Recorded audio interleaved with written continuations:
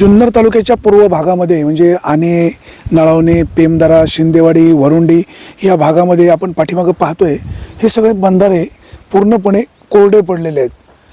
ह्या एप्रिल महिन्याच्या सुरुवातीला जर अशी परिस्थिती असेल तर अजून 4 महिने जायचे आहेत. या भागामध्ये पिण्याच्या पाण्याच्या प्रश्नाबरोबर जनावरांच्या चाऱ्याचा देखील गंभीर प्रश्न निर्माण होणार आहे. इकडे सगळीकडे आपण पाहतोय सगळं वाळवंट आहे.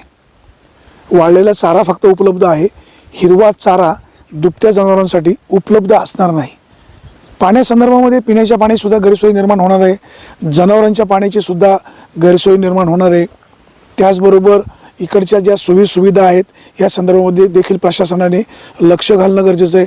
प्रामुख्याने पिण्याच्या पाण्याची जी गैरसोय होणार आहे त्या संदर्भामध्ये टँकर वेळेत सुरू करणं अपेक्षित आहे.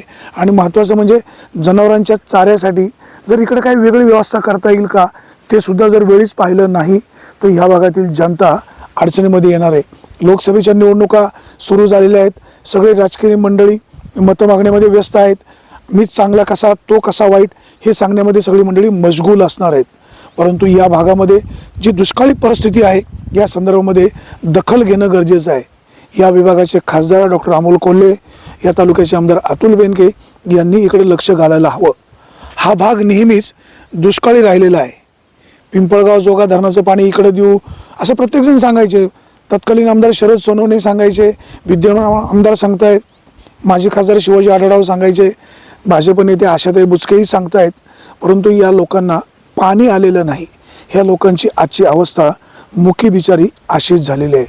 प्रशासन सध्या लोकसभा निवडणुकीमुळे व्यस्त आहे. त्यांच्याकडनं सुद्धा यंत्रणा फार फास्ट हालेल असं वाटत नाही. परंतु जे पदावर आहेत त्यांनी लक्ष घालणं गरजेचं आहे. प्रामुख्याने अतुल बेनके यांनी लक्ष घालायला हवं. या भागामध्ये टँकर लवकर कसे सुरू होतील, चाऱ्यासाठी काय वेगळी व्यवस्था करता येईल का, याबाबत जर वेळीच नियोजन केलं नाही तर ह्या जनतेचा भविष्यकाळामध्ये आक्रोश पाहायला मिळेल. सुरेश वाणी, विघ्न टाइम्स, शिंदेवाडी.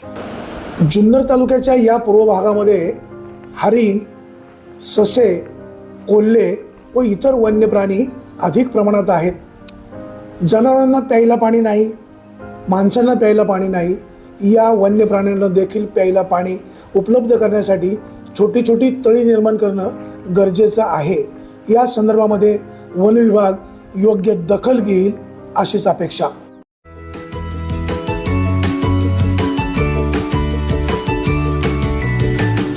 बातम्या शेतीच्या, बातम्या मातीच्या, बातम्या अन्यायाच्या, गुन्हेगारीच्या,